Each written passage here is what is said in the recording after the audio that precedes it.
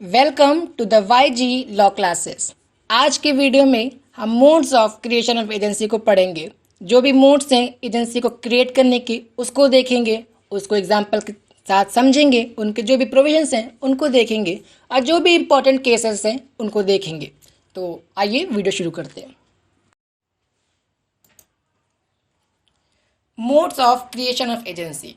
The various modes to create the contract of agencies are: first, by express agreement; second, by implied agreement; third, by operation of law; and fourth, by ratification. तो हमने देखा कि यहाँ पर 4 total modes हैं agency को create करने के लिए। अब हम बारी बारी एक एक को पढ़ेंगे। फर्स्ट, आपका एजेंसी बाय एक्सप्रेस एग्रीमेंट, जिसको आपका सेक्शन 186 में डिफाइन किया गया है। तो आइए देखते हैं। An agency by express authority arises when an express authority is given to the agent by spoken or written words. हम जानते हैं एक्सप्रेस का मतलब क्या होता है। जहाँ पे भी कोई भी चीज़ आपको बोल के या लिख के दी गई है, जहाँ पे भी आपके शब्दों का प्रयोग हुआ है, उस चीज़ को हम एक्सप्रेस कहते हैं। तो वो एजेंसी जहाँ पे कोई भी अथॉरिटी आपके एजेंट को बोल के या लिख के दी गई है, एक्सप्रेस तरीके से दी गई है, उसको हम कहते हैं एक्सप्रेस एग्रीमेंट या एक्सप्रेस एजेंसी, जिसको हम लोग 186 सेक्शन में देखते हैं। अब हम इसका एक एग्जांपल देखते हैं। P appoints A to manage one of his business by executing a power of attorney. Power of attorney मैंने अपने लास्ट वीडियो में बता रखा है। जिसने नहीं देखा है, जिसको नहीं पता पावर ऑफ अटॉर्नी क्या है, वो मेरे पुराने वीडियो को एक बार चेक करें। P appoints A to manage one of his business by executing a power of attorney in A's favor. Here, the relationship of principal and agent has been created between P and A by an express authority. यहाँ पे example में बताया गया कि P जो है उसने A को अपना बिजनेस को संभालने के लिए अपॉइंट किया है as a agent by giving him a power of attorney. Power of attorney फिर से बताता हूँ, ये एक लीगल डॉक्यूमेंट होता है जो कि एक एजेंट को एक पावर देता है, एक लीगल अथॉरिटी देता है उसके अपने प्रिंसिपल के बिहाफ में एक्ट करने की।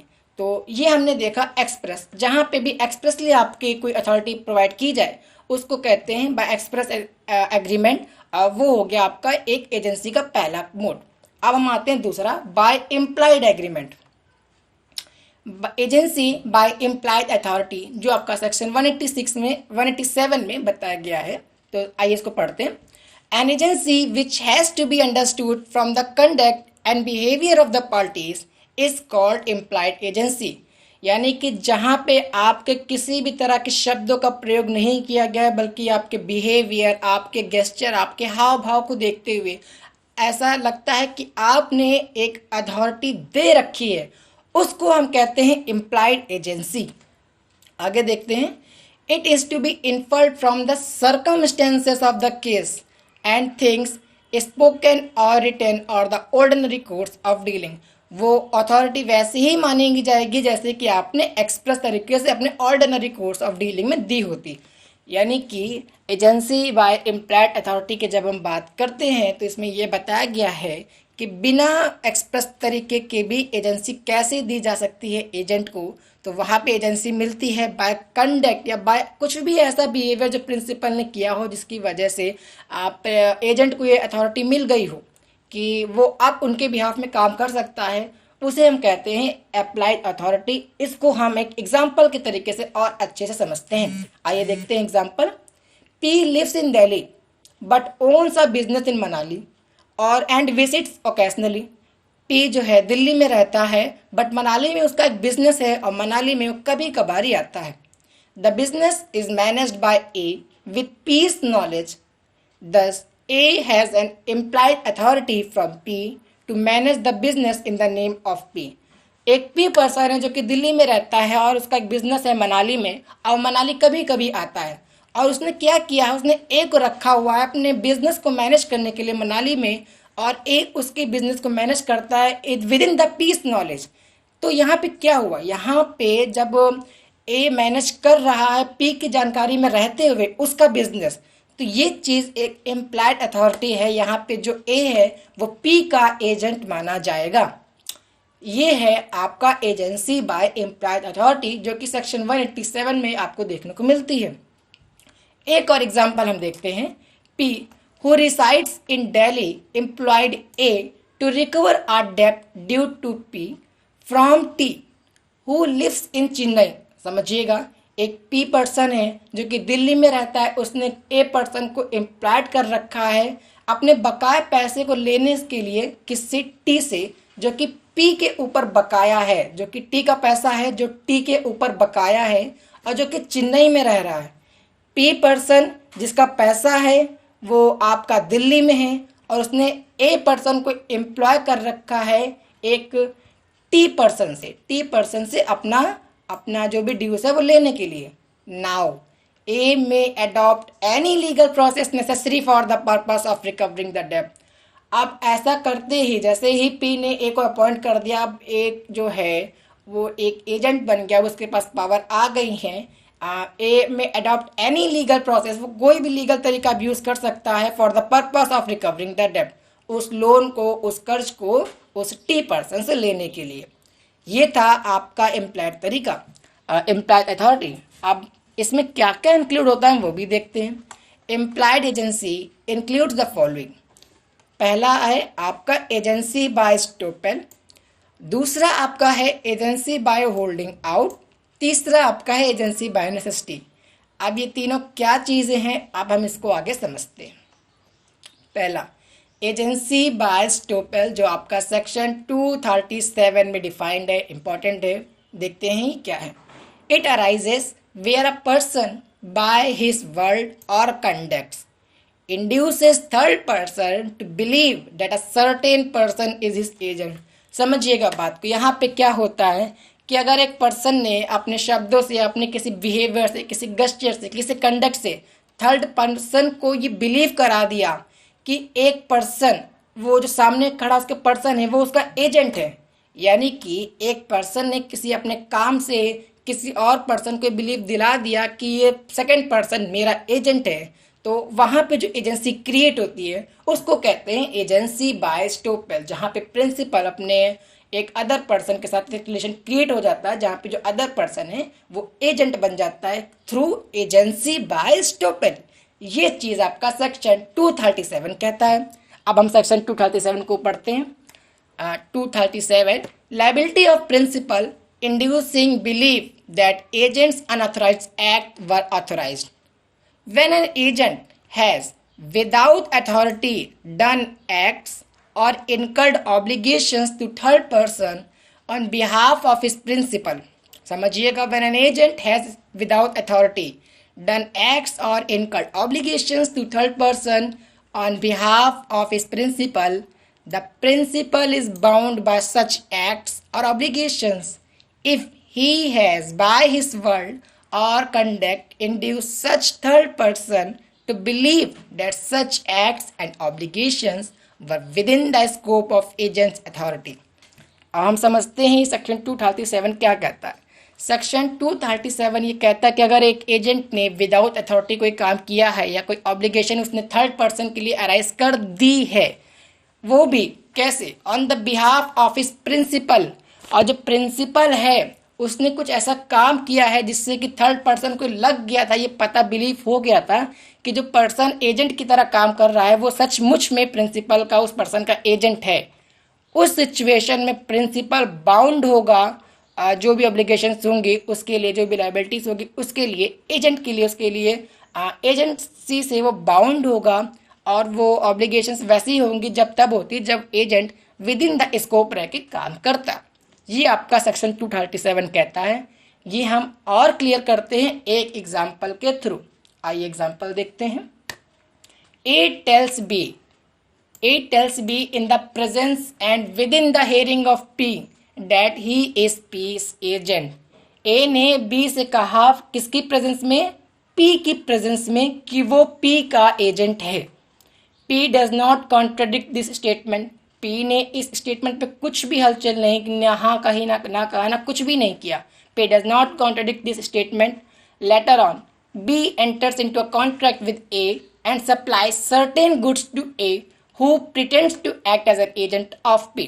जो बाद में P कोई पी पर्सन है वो ए के साथ एक कॉन्ट्रैक्ट करता है सर्टेन गुड्स को सेल करने के लिए, सप्लाई करने के लिए, ये मान के कि ए पर्सन पी का एजेंट है, सिर्फ ये मान के वो कॉन्ट्रैक्ट कर लेता है ए के साथ। In such a case P is liable to pay the price to B and he cannot be permitted to say that A is not his agent।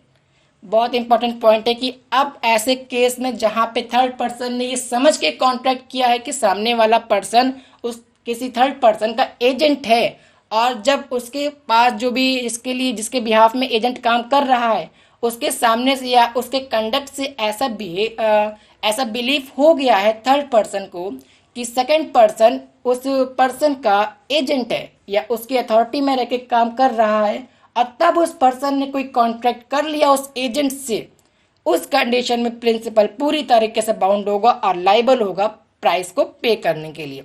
वही ये एग्जाम्पल आपका कहता है, ये चीज़ आपके सेक्शन 237 में बताई गई है। तो I hope agency bye staple आपको कंफर्म क्लियर हो गया होगा। अब हम आते हैं second point, agency by holding out. It arises when a person by his past affirmative or positive conduct leads third person to believe that person doing some act on his behalf is doing with authority। यहाँ पे क्या होता है कि अगर एक person ने अपने किसी पास्ट अफर्मेटिव या पास्ट कंडक्ट, यानी कि अगर किसी पिछले काम से ऐसा ये बिलीव करा दिया थर्ड पर्सन को कि जो कुछ भी एक्ट हो रहा है वो उसकी परमिशन से हो रहा है, उसकी अथॉरिटी में रह के हो रहा है, उस कंडीशन में agency by holding out create होती है, अराइज होती है। आगे पढ़ते हैं।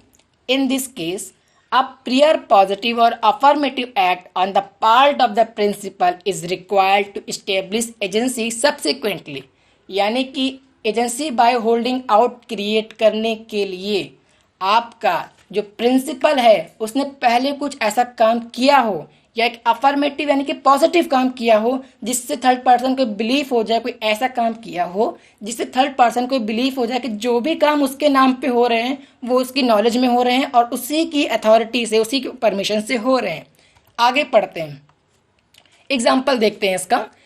पी अलाउस ए, जो कि उसका सर्वेंट है, his servant, to purchase goods for him on credit. उधार पे सामान लेने के लिए पी ने ए को अलाउ किया, किससे? टी से। And later on pays for them. बाद में फिर से समझते हैं, जब पी पर्सन है उसने अपने सर्वेंट को जो कि नाम ए है उसको अलाउ किया कि वो कुछ परचेज करके आए गुड्स का उधारी पे, किससे? टी से। और जो बाद में पी है उसने उस उधार को चुकता कर दिया, उस उधार को दे दिया, पे कर दिया। One day P pays cash to A to purchase good. एक दिन क्या हुआ कि पी ने कैश दिया ए को परचेज करने के लिए गुड्स को, लेकिन इस बार ए ने उस अमाउंट का मिस एप्रोप्रिएट किया। A misappropriate the money and purchases goods on credit from T.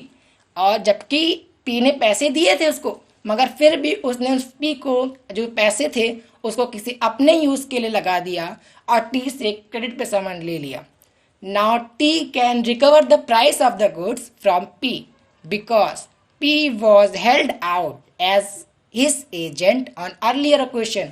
क्योंकि अब जो टी है वो पूरे के पूरे पैसे रिकवर कर सकता है पी से, क्योंकि पी ने पहले ऐसे किया था।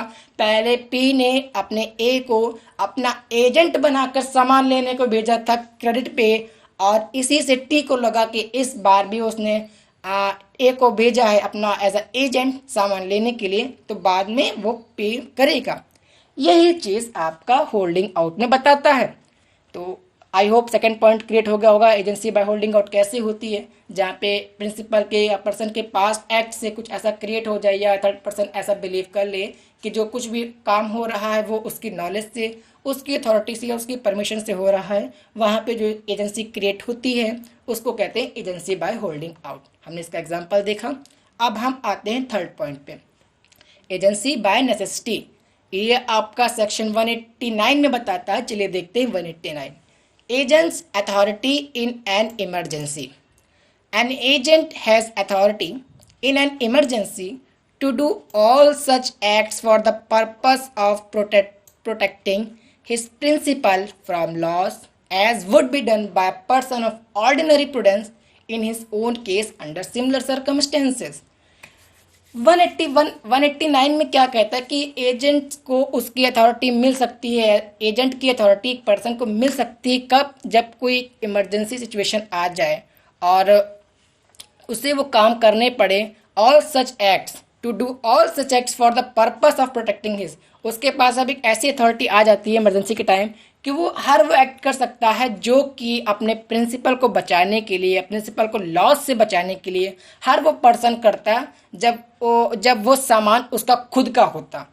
प्रिंसिपल को किसी भी लाइबिलिटी से, किसी भी लॉस से बचाने के लिए आज एक पर्सन है उसके पास ये अथॉरिटी आ जाती है इमरजेंसी सिचुएशन में कि वो कोई भी ऐसा काम कर दे, कोई भी ऐसा एक्ट करे जिसकी वजह से उसकी प्रिंसिपल का जो लॉस है एक पर्सन का, जिससे सब अपना एजेंट मान के चल रहा है अपने आप को, उसका कोई लॉस ना हो, ऐसा कोई एक्ट करने की पावर कब आ जाती है, जब भी कोई इमरजेंसी सिचुएशन आती है वहाँ पे आपका एजेंसी क्रिएट हो जाती है। 189 आपका यही बताता है। अब इसके कुछ पॉइंट्स पढ़ लेते हैं हम। It arises under the following conditions. पहला, एजेंसी बाय नेसेसिटी कब अराइज होती है, इसके इंपॉर्टेंट पॉइंट मैंने यहाँ पे मेंशन कर रखे हैं। चलिए आगे इसको पढ़ते हैं। when there is an actual and definite necessary for acting on behalf of the principal। ऐसे नहीं कि आपने कोई भी छोटी मोटी घटना देखी और उसमें आपने अपने आप को एजेंट मान लिया, अपने प्रिंसिपल का, अपने बॉस का, वहाँ नहीं होता। जब तक कोई एक्चुअल, कोई सच में कोई ऐसी नेसेसरी ना आ जाए कि आपको अपने प्रिंसिपल के एक्ट में बिहेव करना पड़ जाए, प्रिंसिपल को रिप्रेजेंट करना पड़ जाए, प्रिंसिपल के बिहाफ में एक्ट करना पड़ जाए। सिर्फ एक्चुअल और डेफिनेट ऐसी कोई अगर नेसेसरी आती तभी आपको ये पावर मिलती है। सेकेंड पॉइंट देखते हैं। If it's impossible to communicate with the principal and obtain his consent. Second point क्या बताता है कि अगर उस सिचुएशन में आप इम्पॉसिबल हैं, आप इनएबल हैं कम्युनिकेट कर सके प्रिंसिपल को और उनकी कंसेंट ले सके, वहाँ पे आपका ये पॉइंट, ये पावर आपको मिल जाती है, अथॉरिटी मिल जाती है कि आप एज अ एजेंट काम कर सके। थर्ड पॉइंट है when the act have been done in the best interest of the people, best interest of the principal. Third point ये बताता है कि अगर कोई ऐसा काम है जो कि प्रिंसिपल के इंटरेस्ट में है, प्रिंसिपल के फायदे के लिए, तब आपको ये अथॉरिटी मिल जाती है एजेंसी बाय नेसेसिटी में। एजेंट को, एक पर्सन को एजेंट की अथॉरिटी मिल जाती है।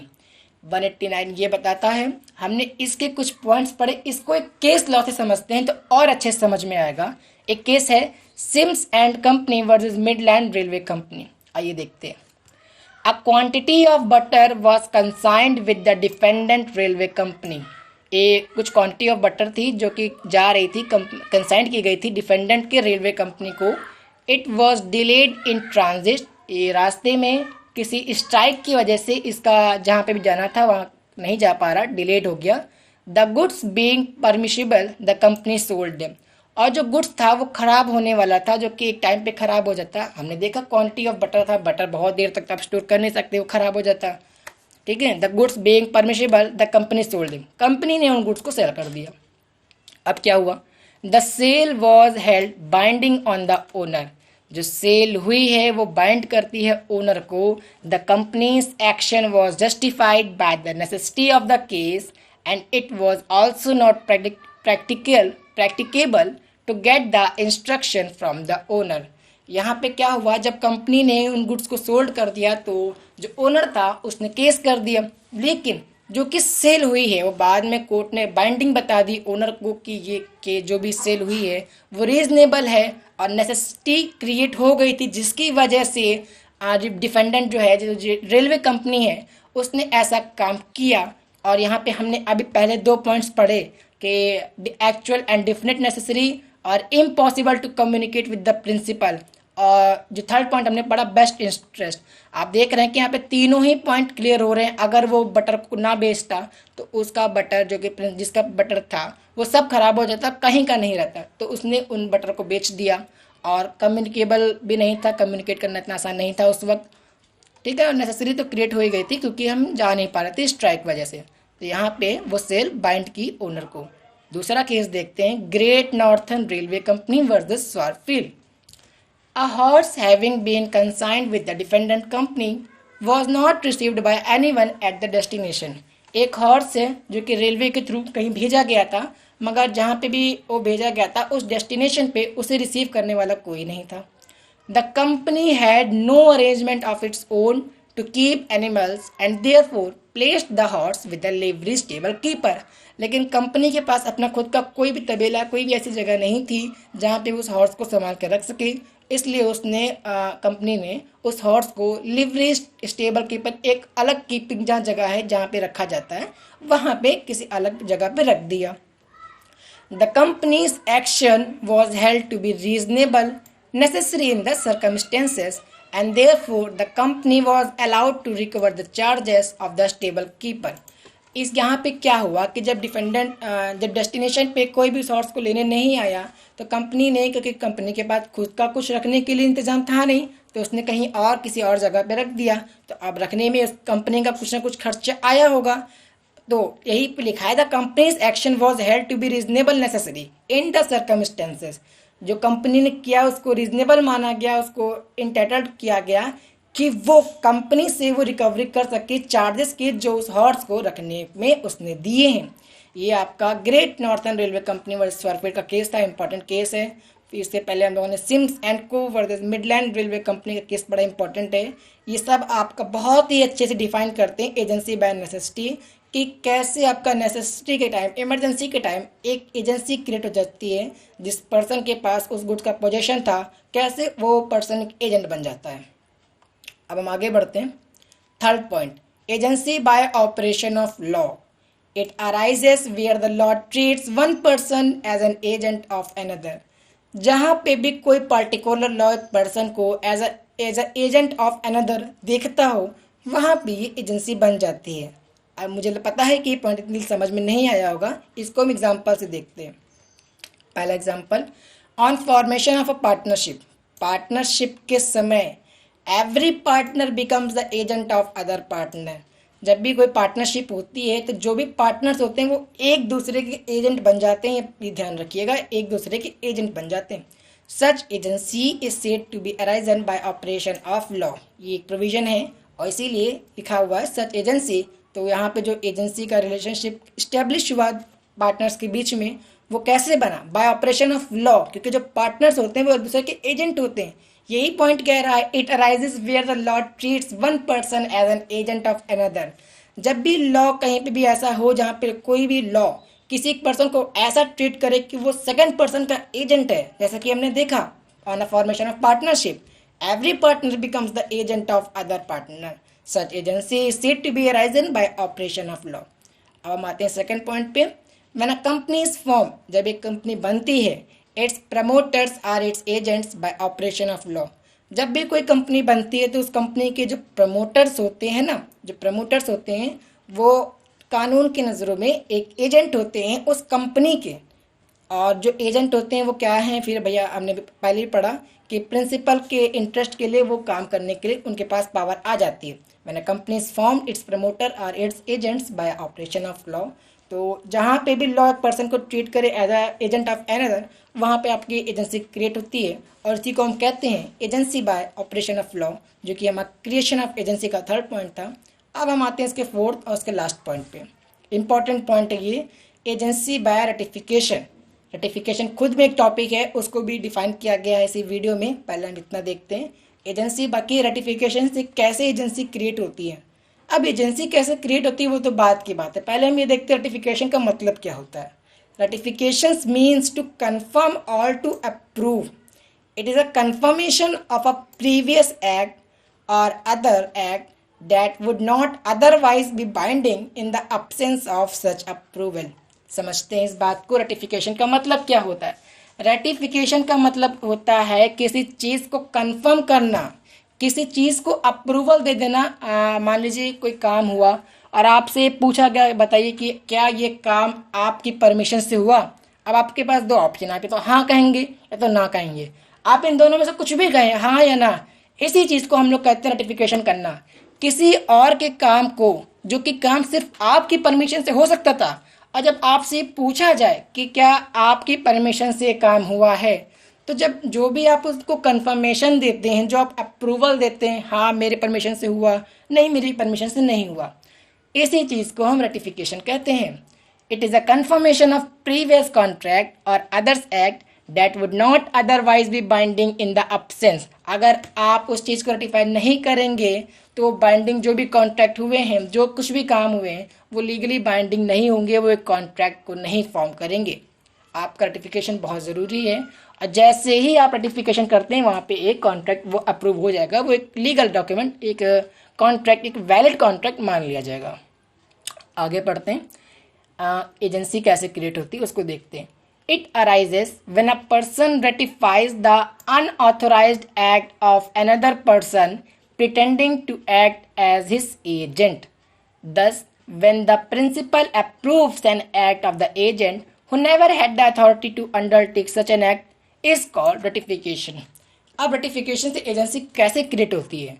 एजेंसी ऐसे क्रिएट होती है कि जब एक अनऑथराइज्ड एक्ट, जब किसी पर्सन ने अपने आप को किसी का एजेंट मान के कोई काम कर लिया होता है, और जब जिसको बिहाफ में काम किया गया होता है, अगर वो उस काम का अप्रूवल कर दे, वो रेटिफाई कर दे कि हाँ ये काम मेरे बिहाफ में हुआ है, उस कंडीशन में वो जो पर्सन है जो अनऑथराइज था, अब वो ऑथराइज माना जाएगा, और अब वो अथॉरिटी मिल गई उसको एजेंट की, जो पहले अथॉरिटी नहीं थी। और इसी चीज़ को हम रेटिफिकेशन कहते हैं। फिर से पढ़ते हैं सेंटेंस को। It arises when a person ratifies the unauthorized act of another person pretending to act as his agent.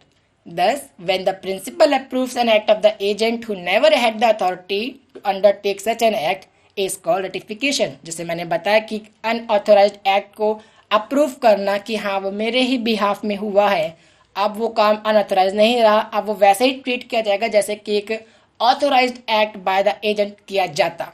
ठीक है, ये आपका एजेंसी बाय रेटिफिकेशन हो गया कि जब एक एजेंट जो प्रिटेंड कर रहा है अपने आप को किसी और का एजेंट, अपने आप को किसी और का एजेंट मान रहा है, तो जो उस कंडीशन में प्रिंसिपल है अगर वो उस काम को अप्रूव कर दे तो वहाँ पे वो जो एजेंट, जो भी पर्सन है जो अपने को एजेंट मान रहा था, अब वो एजेंट बन जाता है, अब वहाँ पे एक एजेंसी क्रिएट हो जाती है।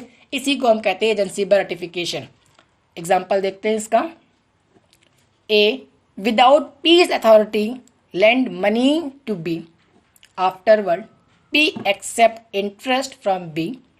P's conduct applies a ratification of the loan. समझते हैं, एक ए पर्सन है जो कि बिना पी के अथॉरिटी के पी की मनी को लेंड कर देता है। किसको? पी को।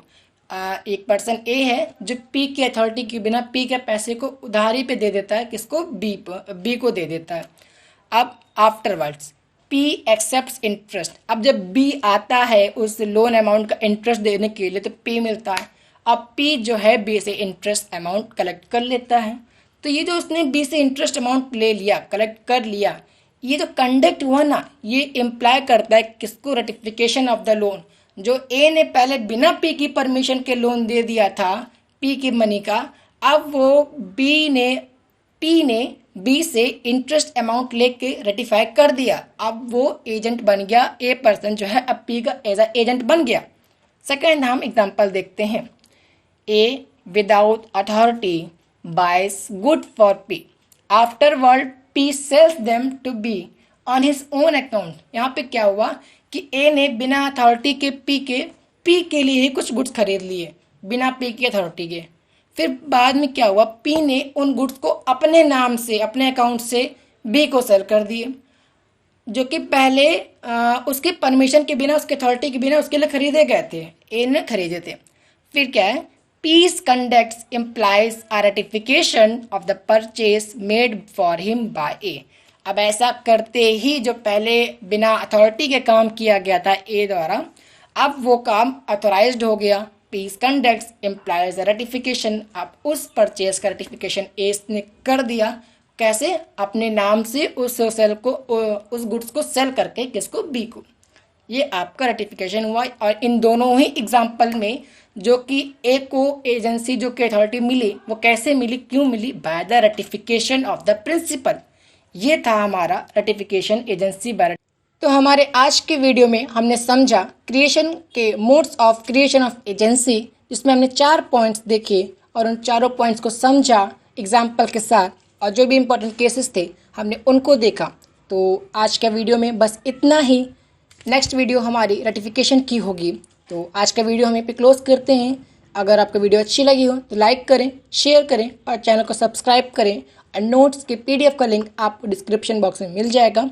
And thank